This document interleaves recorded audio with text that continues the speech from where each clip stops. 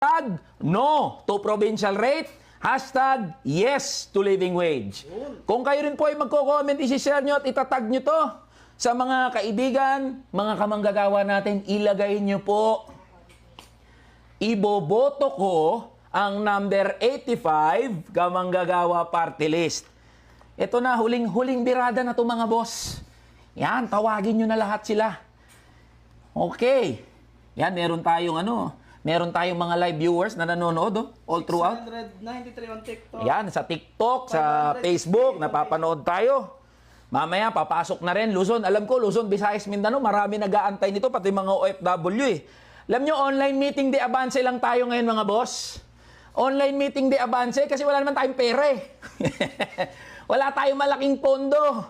Hindi tayo kagaya ng mga malalaking mga politiko, ng mga trapo, ng mga malalaking negosyante at mga oligarko na may pang malaking stage, may pang banda, may pang artista, may pang ayuda. Tayo, kahit walang pera, meron naman tayong Facebook, meron naman tayong TikTok, meron tayong mga cellphone.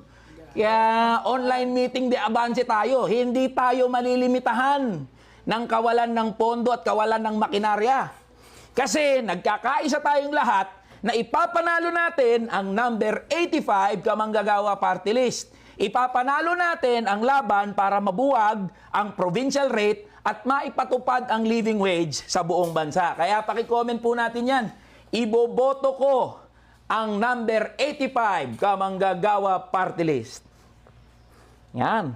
Pause ka na. Umiinit bigla dito sa ano natin. Nag-iinit na tayo eh dito sa...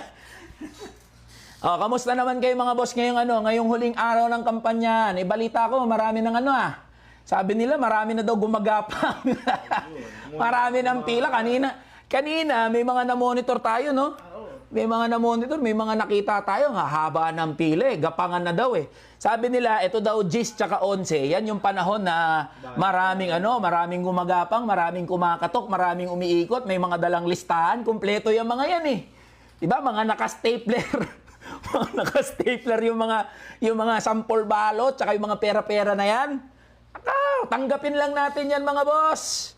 Iboto natin kung sino yung gusto nating iboto. Hindi yan makikita ng mga politiko. Hindi makikita yung iboboto natin, ilalagay nyo sa balota. Kaya tanggapin nyo lang yan. Pero ang iboto nyo sa Lunes, sa likod ng balota, sa party list. Anong number natin mga kasama?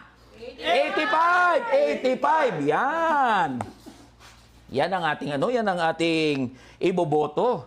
Kunin lang ang pera. Tanggapin lang ang pera. Pero iboto nyo kung sinong gusto nyong iboto. Sige, magsa-start na tayo mga boss. Umpisa tayo in a bit. Antayin lang natin makapasok yung mga kamanggagawa natin. Luzon, Visayas, Mindanao at mga OFWs natin. Pwedeng i-comment nyo kung saan kayo nanonood. Iboboto ko ang number 85 kamanggagawa party list. Pakilagay nyo rin yung pamilya ninyo para ma-shoutout natin mamaya. Ayan o, may nagko-comment. Opo, meron. Magkano na umiikot dyan sa inyo mga boss? I-type kung magkano. I-comment, pakitype kung magkano na yung Magkano yung pamasko. Yan. Maaga pamasko ngayon eh, no? Ang Pasko pala, naurong sa Mayo. Ang Pasko, naurong sa Mayo. May umiikot na blue bills, yellow bills. Ano ba kulay? Purple bills. Yan. Yan o, 85 na share. Pangarap ko manalo kamanggagawa party list! Yan pangarap na yan, boss. Gawin nating totoo. Yan. Iboto natin sa Lunes, number 85, kamanggagawa party list.